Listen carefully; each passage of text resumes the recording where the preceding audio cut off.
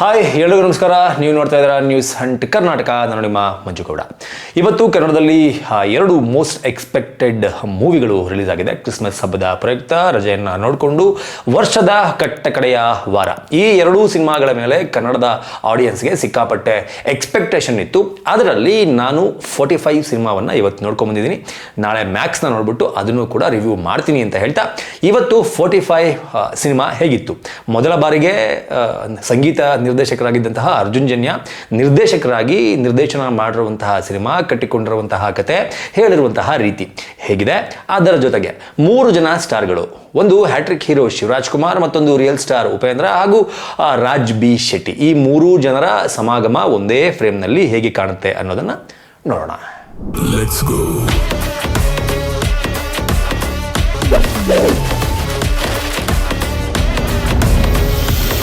ನಾನು ಮೊದಲನೇದಾಗಿ ಒಂದು ಮಾತನ್ನ ಹೇಳೋದಕ್ಕೆ ಇಷ್ಟಪಡ್ತೀನಿ. ಬೆಳಗ್ಗೆಯಿಂದ ಸಾಕಷ್ಟು 45 ಸಿನಿಮಾದ ಬಗ್ಗೆ ನೆಗೆಟಿವ್ ರಿವ್ಯೂಗಳನ್ನು ನೋಡಿದೆ. ಸಿನಿಮಾ ಇನ್ನೂ ಮುಕ್ತಾಯನೇ ಆಗಿಲ್ಲ, ಅರ್ಧಕ್ಕೆ ಹೊರಗಡೆ ಎದ್ದು ಬಂದವರು ಉಂಟು. ಸಾಕಷ್ಟು ಜನ ಸಿನಿಮಾ ನೋಡಿ ನಮಗೆ ಅರ್ಥನೇ ಆಗಿಲ್ಲ, ತಲೆಗೆ ಹುಳ ಬಿಡ್ಕೊಂಡು ಬಂದಿದ್ದೀವಿ ಅಂತ ಹೇಳಿದವರು ಉಂಟು. ಸಿನಿಮಾ ಚೆನ್ನಾಗಿಲ್ಲ ಅಂತ ಹೇಳಿದವರು ಉಂಟು.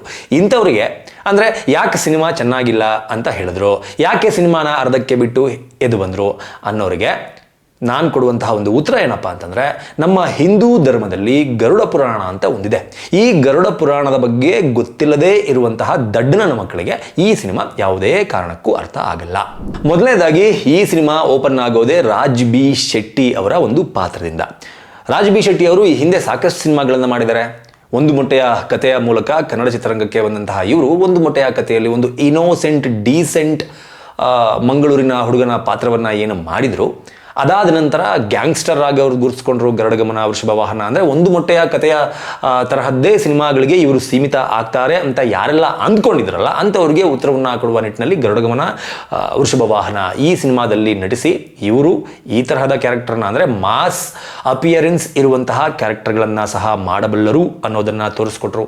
ಅದಾದ ನಂತರ ಮಲಯಾಳಂನಲ್ಲಿ ಮಮ್ಮೂಟಿ ಅವರ ಆಪೋಸಿಟ್ ಆಗಿ ಒಂದು ವಿಲನ್ ರೋಲನ್ನು ಮಾಡುವ ಮೂಲಕ ಸ್ಟೈಲಿಶ್ ವಿಲನ್ ಆಗಿ ಕಾಣಿಸ್ಕೊಂಡ್ರು. ಇತ್ತೀಚೆಗೆ ಬಂದಂತಹ ಸೂ ಫ್ರಮ್ ಸೋದಲ್ಲಿ ಒಬ್ಬ ಕಾಮಿಡಿಯನ್ ಗುರೂಜಿಯಾಗಿ ಕಾಣಿಸ್ಕೊಂಡ್ರು. ಅಂದರೆ ಇವರಿಗೆ ಯಾವ ಪಾತ್ರವನ್ನ ಕೊಟ್ಟರೂ ಸಹ ಆ ಪಾತ್ರಕ್ಕೆ 100ಕ್ಕೆ 100 ನ್ಯಾಯವನ್ನ ಒದಗಿಸ್ತಾರೆ ಅನ್ನೋದು ಈ ಚಿತ್ರದಲ್ಲೂ ಸಹ ಪ್ರೂವ್ ಆಗಿದೆ. ಇದರಲ್ಲಿ ಒಬ್ಬ ಡೀಸೆಂಟ್ ಹುಡುಗನ ಪಾತ್ರದಲ್ಲಿ ರಾಜ್ ಬಿ ಶೆಟ್ಟರು ಕಾಣಿಸ್ಕೊಂಡಿದ್ದಾರೆ. ಸೆಂಟರ್ನಲ್ಲಿ ಗರುಡಗಮನ, ವೃಷಭ ವಾಹನದ ಪಾತ್ರ ಕೂಡ ಇವರ ಮೈ ಮೇಲೆ ಒಂದು ಬಾರಿ ಬಂದು ಹೋಗುತ್ತೆ. ಇಂತಹ ಪಾತ್ರವನ್ನ ನಿರ್ವಹಿಸಿರುವಂತಹ ರಾಜ್ ಬಿ ಶೆಟ್ಟಿ ಈ ಸಿನಿಮಾದಲ್ಲಿ ಸಿನಿಮಾನ ನೋಡುವಂತಹ ವೀಕ್ಷಕರಿಗೆ ನಿಜವಾಗ್ಲೂ ಇಷ್ಟ ಆಗ್ತಾರೆ.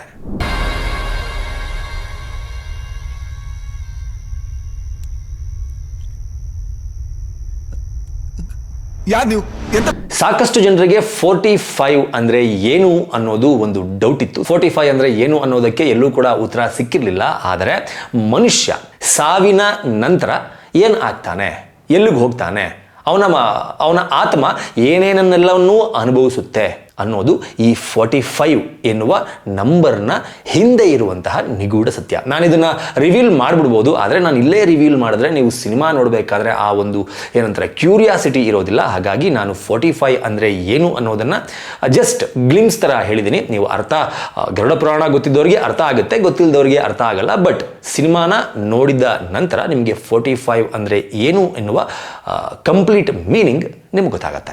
ಇನ್ನು ಈ ಸಿನಿಮಾದಲ್ಲಿ ಉಪೇಂದ್ರ ಅವರ ಪಾತ್ರ ಹೇಗೆ ಮೂಡಿ ಬಂದಿದೆ ಅಂತಂದ್ರೆ, ಉಪೇಂದ್ರ ಅವರು ಬೇರೆ ನಿರ್ದೇಶಕರ ಸಿನಿಮಾಗಳಲ್ಲಿ ಆಕ್ಟ್ ಮಾಡುವಾಗ ಅವರನ್ನ ನಿರ್ದೇಶಕರು ಅವರ ಇಮ್ಯಾಜಿನೇಷನ್ಗೆ ತಕ್ಕಂತೆ ತೋರಿಸಿದ್ದಾರೆ.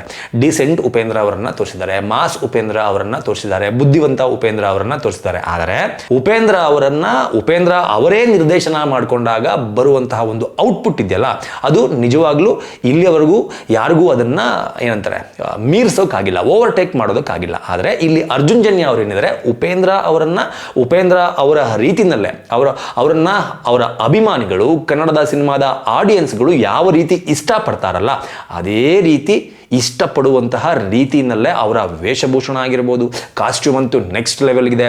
ವಿಚಿತ್ರವಾದಂತಹ ಹೇರ್ ಸ್ಟೈಲು, ವಿಚಿತ್ರವಾದಂತಹ ಮ್ಯಾನರಿಸಮು ಎಲ್ಲವೂ ಸಹ ಉಪೇಂದ್ರ ಅವರನ್ನೇ ನಿರ್ದೇಶನ ಮಾಡಿಕೊಂಡಾಗ ಏನೆಲ್ಲ ಔಟ್ಪುಟ್ ಬರ್ತಾ ಇತ್ತೋ ಆ ಔಟ್ಪುಟ್ಟನ್ನು ಅರ್ಜುನ್ ಜನ್ಯ ನಿರ್ದೇಶನದಲ್ಲಿ ಮೊದಲ ಬಾರಿಗೆ ಉಪೇಂದ್ರ ಅವರನ್ನು ತೋರಿಸಿದ್ದಾರೆ ಅಂತ ಹೇಳ್ಬೋದು. ಉಪೇಂದ್ರ ಅವರ ಪಾತ್ರ ಅಷ್ಟು ಅಚ್ಚುಕಟ್ಟಾಗಿ ಅದ್ಭುತವಾಗಿ ಮೂಡಿಬಂದಿದೆ. ಎಲ್ಲಂದ್ರಲ್ಲಿ ಕಾರ್ ಪಾರ್ಕ್ ಮಾಡಿದ್ರೆ ಇದೇ ಗತಿ ಅವ್ರಿಗೆ. Best of luck. ಈ ಸಿನಿಮಾ ಆರಂಭ ಆದಾಗಿನಿಂದ ಅಂತ್ಯದವರೆಗೂ 2 ಶೇಡ್ನಲ್ಲಿ ಸಾಗ್ತಾ ಹೋಗುತ್ತೆ. ಒಂದು ರಿಯಲ್ ವರ್ಲ್ಡ್, ಇನ್ನೊಂದು ಪ್ಯಾರಲಲ್ ವರ್ಲ್ಡ್. ರಿಯಲ್ ವರ್ಲ್ಡ್ ಹೆಂಗಿರುತ್ತೆ, ನಿಮ್ಮ ಥರನೇ ಡೈಲಿ ಎದ್ದು ಊಟ ಮಾಡು, ತಿಂಡಿ ತಿನ್ನು, ಆಫೀಸ್ಗೆ ಹೋಗು, ಕೆಲಸ ಮುಗಿಸ್ಕೊಂಡು ಬಾ, ಟ್ರಾಫಿಕ್ಕು ಈ ಥರದ್ದೆಲ್ಲ. ಅಂದರೆ ಡೈಲಿ ರುಟೀನಲ್ಲಿ ಒಬ್ಬ ಮನುಷ್ಯ ಏನೇನೆಲ್ಲ ಫಾಲೋ ಮಾಡ್ತಾನೆ ಅದೆಲ್ಲವೂ ಕೂಡ ಇದೆ. ಅದರ ಜೊತೆಗೇನೆ ಇನ್ನೊಂದು ಪ್ಯಾರಲಲ್ ವರ್ಲ್ಡನ್ನು ಸಹ ಕ್ರಿಯೇಟ್ ಮಾಡಿದ್ದಾರೆ. ಈ ರೀತಿಯ ಒಂದು ಎಕ್ಸ್ಪೆರಿಮೆಂಟ್ಗಳನ್ನು ನಾವು ಬಾಲಿವುಡ್ ಹಾಗೂ ಹಾಲಿವುಡ್ ಸಿನಿಮಾಗಳಲ್ಲಿ ಈ ಹಿಂದೆ ನೋಡಿದೀವಿ. ಬಿಟ್ರೆ ಕನ್ನಡದ ಮಟ್ಟಕ್ಕೆ ತೆಗೆದುಕೊಂಡ್ರೆ ಈ ರೀತಿ ಪ್ಯಾರಲಲ್ ವರ್ಲ್ಡ್ ಇರುವಂತಹ ಸಿನಿಮಾಗಳನ್ನು ಕ್ರಿಯೇಟ್ ಮಾಡಿರೋದು ಇಲ್ವೇ ಇಲ್ಲ ಅಂತ ನನಗನ್ಸುತ್ತೆ. ಅಷ್ಟು ಅಂದರೆ ಎಲ್ಲೂ ಕೂಡ ಬೋರ್ ಆಗಲ್ಲ. ಒಂದು ಕಡೆ ರಿಯಲ್ ವರ್ಲ್ಡಲ್ಲಿ ಸಿನಿಮಾ ಸಾಗ್ತಾ ಇದ್ರೆ, ಇನ್ನೊಂದು ಕಡೆ ಪ್ಯಾರಲಲ್ ವರ್ಲ್ಡಲ್ಲಿ ಕೂಡ ಸಿನಿಮಾ ಅಷ್ಟೇ ಫಾಸ್ಟಾಗಿ ಸಾಗ್ತಾ ಇರುತ್ತೆ. ಪ್ಯಾರಲಲ್ ವರ್ಲ್ಡನ್ನು ತೋರಿಸುವಾಗ ನಿರ್ದೇಶಕ ಅರ್ಜುನ್ ಜನ್ಯ ವಹಿಸಿರುವಂತಹ ಮುತುವರ್ಜಿ ನಿಜವಾಗ್ಲೂ ಹ್ಯಾಟ್ಸ್ ಆಫ್ ಹೇಳಲೇಬೇಕು. ಆ ಮುತುವರ್ಜಿಗೆ ಅಷ್ಟು ಅದ್ಭುತವಾಗಿ ಅವರ ಇಮ್ಯಾಜಿನೇಷನನ್ನು ಸ್ಕ್ರೀನ್ ಮೇಲೆ ತರೋದ್ರಲ್ಲಿ ಅರ್ಜುನ್ ಜನ್ಯ ಪ್ಯಾರಲಲ್ ವರ್ಲ್ಡ್ ಮುಖಾಂತರ ಸಕ್ಸಸ್ ಆಗಿದ್ದಾರೆ ಅಂತಲೇ ಹೇಳ್ಬೋದು.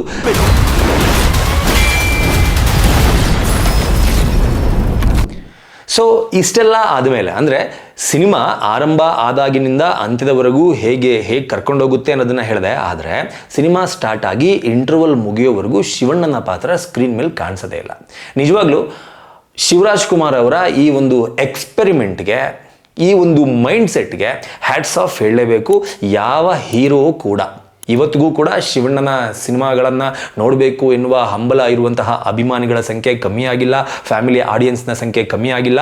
ಇವತ್ತಿಗೂ ಸಹ ಆ ರೀತಿಯ ಒಂದಷ್ಟು ಆಡಿಯನ್ಸನ್ನು ಥಿಯೇಟರ್ಗೆ ಕರೆದುಕೊಂಡು ಬರುವಂತಹ ಶಕ್ತಿ ಇರೋದು ಶಿವಣ್ಣನಿಗೆ. ಇಂತಹ ಒಂದು ಹೀರೋ ಹಾಗೂ ಫ್ಯಾನ್ ಬೇಸ್ ಇದ್ರೂ ಕೂಡ ಈ ರೀತಿಯ ಎಕ್ಸ್ಪೆರಿಮೆಂಟಲ್ ಪಾತ್ರ ಅಂದರೆ ಫಾರ್ ಎಕ್ಸಾಂಪಲ್ ಸಿನಿಮಾ ಒಂದು ಫಾರ್ ಎಕ್ಸಾಂಪಲ್ಗೆ ಒಂದು 3 ಅವರ್ ಇದೆ ಅಂತ ಅನ್ಕೊಳ್ಳಿ. 1.5 ಗಂಟೆ ಸಿನಿಮಾದಲ್ಲಿ ಶಿವಣ್ಣ ಇಲ್ವೇ ಇಲ್ಲ, ಸ್ಕ್ರೀನ್ ಪ್ರೆಸೆನ್ಸ್ ಇಲ್ವೇ ಇಲ್ಲ. ಸಿನಿಮಾ ಇಂಟರ್ವಲ್ ಆಗೋವರೆಗೂ ಶಿವಣ್ಣ ಬರೋದೇ ಇಲ್ಲ. ಈ ರೀತಿಯ ಒಂದು ಎಕ್ಸ್ಪೆರಿಮೆಂಟ್ಸ್ಗೆ ಶಿವಣ್ಣಂಗೆ ನಾನು ಹ್ಯಾಟ್ಸ್ ಆಫ್ ಹೇಳ್ತೀನಿ. ಯಾಕೆ ಅಂತಂದರೆ ಈ ರೀತಿಯ ಒಂದು ಎಕ್ಸ್ಪೆರಿಮೆಂಟನ್ನು ಈ ಹಿಂದೆ ಮಫ್ತಿ ಸಿನಿಮಾದಲ್ಲೂ ಕೂಡ ಶಿವಣ್ಣ ಮಾಡಿದರು. ಇಂಟರ್ವಲ್ ಆಗೋವರೆಗೂ ಶ್ರೀಮುರಳಿ ಅವರೇ ಕಾಣಿಸ್ಕೊಂಡಿದ್ರು. ಇಂಟರ್ವಲ್ ಹತ್ರ ಬರ್ತಾ ಇದ್ದಂಗೆ ಶಿವಣ್ಣನ ಎಂಟ್ರಿ ಆಗಿತ್ತು. ಅದೇ ರೀತಿಯ ಜಬರ್ದಸ್ತ್ ಎಂಟ್ರಿ ಶಿವಣ್ಣನ ಎಂಟ್ರಿ 45 ಸಿನಿಮಾದಲ್ಲಿ ಇದೆ. ಫಸ್ಟ್ ಹಾಫ್ ಅವರು ಇರೋದಿಲ್ಲ, ಸೆಕೆಂಡ್ ಹಾಫ್ ಅವರು ಬಂದ ಮೇಲೆ ಸಿನಿಮಾಗೆ ಮತ್ತೊಂದಷ್ಟು ಬೂಸ್ಟ್ ಸಿಗುತ್ತೆ. ಇನ್ನು ಈ ಸಿನಿಮಾದಲ್ಲಿ ಶಿವಣ್ಣನ ಎಂಟ್ರಿ ಆದಮೇಲೆ, ಇಂಟರ್ವಲ್ ಆದಮೇಲೆ ಸಿನಿಮಾಗೆ ಒಂದಷ್ಟು ಬೂಸ್ಟ್ ಸಿಗುತ್ತೆ ಅಂತ ಏನು ಹೇಳಿದೆ. ಬೂಸ್ಟ್ ಸಿಗೋದಕ್ಕೆ ಕಾರಣ ಏನಪ್ಪಾ ಅಂತಂದರೆ ಶಿವಣ್ಣನ ಸೆನ್ಸ್ ಆಫ್ ಹ್ಯೂಮರ್. ನಿಜವಾಗ್ಲೂ ಶಿವಣ್ಣನ ಸೆನ್ಸ್ ಆಫ್ ಹ್ಯೂಮರ್ ಏನಿದೆ ಅದು ಅದ್ಭುತವಾಗಿ ಕೆಲಸ ಮಾಡಿದೆ. ಅಂದರೆ ಏನು ಹೇಳೋದು, ಪ್ರತಿ ಸಿನಿಮಾ ರಿಲೀಸ್ ಆದಾಗಲೂ ಅವ್ರ ಬಗ್ಗೆ ಇದನ್ನೇ ಹೇಳ್ತೀವಿ, ಯುವಕರು ನಾಚುವಂತೆ ಆ್ಯಕ್ಟಿಂಗ್ ಮಾಡಿದ್ದಾರೆ. ಅದೇ ಎನರ್ಜಿ ಇವಾಗಲೂ ಕೂಡ ಶಿವಣ್ಣನಿಗಿದೆ. ಆ ಸೆನ್ಸ್ ಆಫ್ ಹ್ಯೂಮರ್ನ ನೋಡೋದಕ್ಕೆ ನಿಜವಾಗ್ಲೂ ತುಂಬಾ ಇಷ್ಟ ಆಗುತ್ತೆ. ಜೊತೆಗೆ ಆ ಸೆನ್ಸ್ ಆಫ್ ಹ್ಯೂಮರ್ ಸಿನಿಮಾನ ನೋಡ್ತಾ ಇರುವವರ ಮುಖದಲ್ಲಿ ನಗು ತರಿಸೋದಂತೂ ಮಿಸ್ಸೇ ಇಲ್ಲ. ಇನ್ನು ಈ ಸಿನಿಮಾದಲ್ಲಿ ಶಿವಣ್ಣ ಅಂದರೆ ಶಿವರಾಜ್ ಕುಮಾರ್ ಅವರು, ಅವ್ರನ್ನ ಪ್ರೀತಿಯಿಂದ ಎಲ್ಲರೂ ಕೂಡ ಇಂಡಸ್ಟ್ರಿನಲ್ಲಿ ಶಿವಣ್ಣ ಅಂತ ಕರೀತಾರೆ. ಈ ಶಿವಣ್ಣ ಎನ್ನುವ ಹೆಸರಿಗೆ ನಿಜವಾಗ್ಲೂ ಈ ಸಿನಿಮಾದ ಮೂಲಕ ಒಂದು ಅರ್ಥ ಸಿಕ್ತು ಅಂತ ಹೇಳ್ಬೋದು. ಯಾಕಪ್ಪ ಅಂತಂದರೆ 9 ರಿಂದ 10 ಶಿವನ ಅವತಾರಗಳಲ್ಲಿ ಶಿವಣ್ಣ ಈ ಸಿನಿಮಾದಲ್ಲಿ ಕಾಣಿಸ್ಕೊಂಡಿದ್ದಾರೆ. ಟ್ರೇಲರ್ನಲ್ಲಿ ನೀವೊಂದು ಗ್ಲಿಮ್ಸ್ ನೋಡಿರ್ತೀರ. ಶಿವಣ್ಣ ಒಂದು ಭರತನಾಟ್ಯದ ಹುಡುಗಿಯ ವೇಷನ ಹಾಕ್ಕೊಂಡು ಟ್ರೇಲರ್ನಲ್ಲಿ ಬರ್ತಾರೆ. ಆ ಒಂದು ಸೀನನ್ನು ನೋಡಿದವರು ಸಾಕಷ್ಟು ಜನ ಏನಿರ್ಬೋದು ಆ ಸೀನ್ನ ಹಿಂದಿನ ರಹಸ್ಯ ಅಂತ ಸಾಕಷ್ಟು ಜನ ಯೋಚನೆ ಮಾಡಿದರು. ಅದೊಂದೇ ವೇಷ ಅಲ್ಲ, ಅದೇ ತರಹದ ಇನ್ನೂ 9 ವೇಷಗಳನ್ನು ಶಿವಣ್ಣ ಈ ಸಿನಿಮಾದಲ್ಲಿ ಧರಿಸಿದ್ದಾರೆ. ನಿಜವಾಗ್ಲೂ ಶಿವನ 9 ರಿಂದ 10 ವೇಷಗಳಲ್ಲಿ ನಟ ಶಿವರಾಜ್ ಕುಮಾರ್ ಅವರನ್ನು ನೋಡಿದಾಗ ನಿಜವಾಗ್ಲೂ ಗೂಸ್ ಬಂಪ್ಸ್ ಅಂತ ಏನು ಅಂತೀವಿ ಅದು ಬಂದೇ ಬರುತ್ತೆ, ಮಿಸ್ಸೇ ಇಲ್ಲ. ನಿಜವಾಗ್ಲೂ ಪ್ರತಿಯೊಂದು ಗೆಟಪ್ನಲ್ಲೂ ಸಹ ಶಿವಣ್ಣ ಅದ್ಭುತವಾಗಿ ಕಾಣಿಸಿದ್ದಾರೆ. ಅದರಲ್ಲೂ ಟ್ರೇಲರ್ನಲ್ಲಿ ಬಂದಿತ್ತು ಅಂತ ಹೇಳಿದ್ನಲ್ಲ, ಆ ಗ್ಲಿಮ್ಸ್, ಆ ಅರ್ಧನಾರೀಶ್ವರನ ಒಂದು ಗ್ಲಿಮ್ಸ್ ಅದು. ಆ ಅರ್ಧನಾರೀಶ್ವರನ ವೇಷದ ಜೊತೆಗೆ ಇನ್ನು ಯಾವೆಲ್ಲ 9 ವೇಷಗಳನ್ನ ಶಿವಣ್ಣ ಸಿನಿಮಾದಲ್ಲಿ ಹಾಕಿದ್ದಾರೆ ಶಿವಂದು ಅಂತ ನೋಡಬೇಕು ಅಂದ್ರೆ ನೀವು 45 ಸಿನಿಮಾನ ನೋಡಲೇಬೇಕು.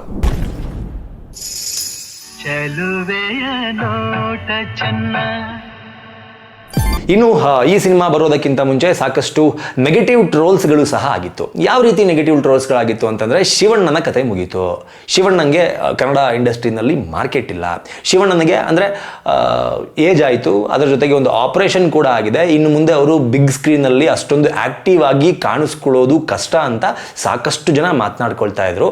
ಆ ರೀತಿಯ ಡೌಟ್ಗಳು ಯಾರಿಗೆಲ್ಲ ಇದೆ ಅಂಥವರು ಫಸ್ಟ್ 45 ಸಿನಿಮಾ ನೋಡಿ ಎಲ್ಲೂ ಕೂಡ ಶಿವಣ್ಣನ ಎನರ್ಜಿ ಈ ಹಿಂದಿನ ಸಿನಿಮಾಗಳಿಗಿಂತ ಡ್ರಾಪ್ ಆಗಿದೆ ಅಲ್ಲ, ಈ ಹಿಂದಿನ ಸಿನಿಮಾಗಳಿಗಿಂತ ಅವರ ಎನರ್ಜಿ ಈ ಸಿನಿಮಾದಲ್ಲಿ ಮತ್ತೊಂದಷ್ಟು ಜಾಸ್ತಿ ಆಗಿದೆ. ಅಷ್ಟು ಅದ್ಭುತವಾಗಿ ಈ ಹಿಂದಿನ ಎಲ್ಲ ಸಿನಿಮಾಗಳಿಗಿಂತ ಹೆಚ್ಚಿನ ಎನರ್ಜಿಯನ್ನು ಹಾಕಿ ಈ ಸಿನಿಮಾದಲ್ಲಿ ಶಿವಣ್ಣ ನಟನೆಯನ್ನು ಮಾಡಿದ್ದಾರೆ. ಇನ್ನು ಸಿನಿಮಾದ ಮ್ಯೂಸಿಕ್ ಬಗ್ಗೆ ಮಾತಾಡಬೇಕು ಅಂತಂದರೆ ಅರ್ಜುನ್ ಅವರೇ ಮ್ಯೂಸಿಕ್ಕು, ಅವರೇ ನಿರ್ದೇಶಕನ ಜೊತೆಗೆ ಮ್ಯೂಸಿಕ್ ಡೈರೆಕ್ಟರ್ ಜವಾಬ್ದಾರಿಯನ್ನು ಸಹ ತಗೊಂಡಿದ್ರು. ಆದರೆ ಬೇರೆ ಸಿನಿಮಾಗಳಿಗೆ ಈ ಹಿಂದೆ ಏನು ಮ್ಯೂಸಿಕ್ ಮಾಡಿದ್ರಲ್ಲ ಆ ಒಂದು ಫೋರ್ಸ್ ಅವರ ನಿರ್ದೇಶನದ ಸಿನಿಮಾಗೆ ತುಂಬ ಕಮ್ಮಿ ಅಂತ ನನಗನ್ನಿಸ್ತು. ಅದರ ಜೊತೆಗೆ ಉಪೇಂದ್ರ ಅವರ ಒಂದಷ್ಟು ಎಂಟ್ರಿ ಸೀನ್ಗಳಿದೆ. ಪ್ರತಿ ಬಾರಿ ಉಪೇಂದ್ರ ಸ್ಕ್ರೀನ್ ಪ್ರೆಸೆನ್ಸ್ ಆಗಬೇಕಾದ್ರೆ ಅವರ ಎಂಟ್ರಿ ಸೀನ್ ಇದೆಯಲ್ಲ ಅದು ಫಸ್ಟ್ ಎಂಟ್ರಿ ಥರನೇ ಈ ಸಿನಿಮಾದಲ್ಲಿ ತೆಗೆದುಕೊಂಡು ಹೋಗಿದ್ದಾರೆ. ಅದು ಎಲ್ಲೋ ಒಂದು ಕಡೆ ಅತಿ ಆಯಿತು ಅಂತ ನನಗನ್ನಿಸ್ತು ಬಿಟ್ರೆ, ಆದರೂ ಅವರ ಅಭಿಮಾನಿಗಳು ಅದನ್ನು ಎಂಜಾಯ್ ಮಾಡೋದಂತೂ ಕನ್ಫರ್ಮ್. ಅದರ ಜೊತೆಗೆ ಸೆಂಟರ್ನಲ್ಲಿ ಒಂದಷ್ಟು ಇಂಗ್ಲೀಷ್ ಬ್ಯಾಕ್ ಡ್ರಾಪ್ ಇರುವಂತಹ ಒಂದಷ್ಟು ಸಾಂಗ್ಗಳನ್ನು ಸಿನಿಮಾದಲ್ಲಿ ತೋರಿಸಲಾಗಿದೆ. ಅದು ಕೂಡ ನನಗೆ ನಿಜವಾಗ್ಲೂ ಇಷ್ಟ ಆಗಲಿಲ್ಲ ಅನ್ನೋದನ್ನು ಬಿಟ್ಟರೆ, ಅಂದರೆ ಒಂದಷ್ಟು ಚಿಕ್ಕ ಪುಟ್ಟ ಕರೆಕ್ಷನ್ಗಳನ್ನು ಬಿಟ್ಟರೆ ಸಿನಿಮಾ ನಿಜವಾಗ್ಲೂ ಅದ್ಭುತವಾಗಿ ಮೂಡಿ ಬಂದಿದೆ. ಇನ್ನು ಈ ಹಿಂದೆ ಮಹಾವತಾರ್ ನರಸಿಂಹ ಎನ್ನುವ ಒಂದು ಆನಿಮೇಟೆಡ್ ಸಿನಿಮಾ ರಿಲೀಸ್ ಆದಾಗ ತಮ್ಮ ಮಕ್ಕಳನ್ನು ಕರೆದುಕೊಂಡು ಹೋಗಿ ಭಕ್ತ ಪ್ರಹ್ಲಾದನ ಬಗ್ಗೆ ಹಾಗೂ ನರಸಿಂಹನ ಒಂದು ಅವತಾರದ ಬಗ್ಗೆ ತಮ್ಮ ಮಕ್ಕಳು ಕೂಡ ತಿಳ್ಕೊಳ್ಳಿ ಅಂತ ಯಾರೆಲ್ಲ ಭಾವಿಸಿದ್ರಲ್ಲ, ಅಂತಹ ಮನೋಸ್ಥಿತಿ ಇರುವ ಪೇರೆಂಟ್ಸ್ಗಳು ಈ ಸಿನಿಮಾಗೂ ಸಹ ತಮ್ಮ ಮಕ್ಕಳನ್ನು ಕರೆದುಕೊಂಡು ಹೋದರೆ ಗರುಡ ಪುರಾಣ ಏನು ಹೇಳುತ್ತೆ, ಮನುಷ್ಯ ಯಾವ ರೀತಿ ಜೀವನವನ್ನು ನಡೆಸಬೇಕು, ನಮ್ಮ ಹಿಂದೂ ಧರ್ಮದಲ್ಲಿ ಇರುವಂತಹ ಗರುಡ ಪುರಾಣದ ಮಹತ್ವ ಏನು ಅನ್ನೋದನ್ನು ಒಂದು ರೇಂಜಿಗಾದರೂ ನಿಮ್ಮ ಮಕ್ಕಳಿಗೆ ಅರ್ಥವಾಗುವ ರೀತಿಯಲ್ಲಿ ಈ ಸಿನಿಮಾದಲ್ಲಿ ತೋರಿಸಬಹುದು ಅನ್ನೋದು ನನ್ನ ಅನಿಸಿಕೆ. ಸೊ ಯಾರೆಲ್ಲ ಸಿನಿಮಾವನ್ನು ನೋಡಿಲ್ಲ, ಈ ಒಂದು ಆ್ಯಂಗಲ್ನನ್ನು ತಲೆಯಲ್ಲಿ ಇಟ್ಕೊಂಡು, ಗರುಡ ಪುರಾಣವನ್ನು ತಲೆಯಲ್ಲಿ ಇಟ್ಕೊಂಡು ಈ ಸಿನಿಮಾವನ್ನು ನೋಡಿ. ಈ ಸಿನಿಮಾದಲ್ಲಿ ಕೊನೆಗೆ ನಾನು ಹೇಳ್ತಾ ಇದ್ದೀನಿ, ಒಂದು ಕಡೆ ಶಿವನ ಪಾತ್ರವನ್ನು ನಿರ್ವಹಿಸಿದ್ದಾರೆ, ಇನ್ನೊಂದು ಕಡೆ ಉಪೇಂದ್ರ ಯಮಧರ್ಮನ ಪಾತ್ರವನ್ನು ನಿರ್ವಹಿಸಿದ್ದಾರೆ. ನಿಜವಾಗ್ಲೂ ಅದ್ಭುತವಾಗಿದೆ 45 ಸಿನಿಮಾ. ಆರಾಮಾಗಿ ಹೋಗಿ ಫ್ಯಾಮಿಲಿ ಸಮೇತ ಕೂತ್ಕೊಂಡು ಎಲ್ಲರೂ ಕೂಡ ನೋಡಬಹುದು. ನಮಸ್ಕಾರ.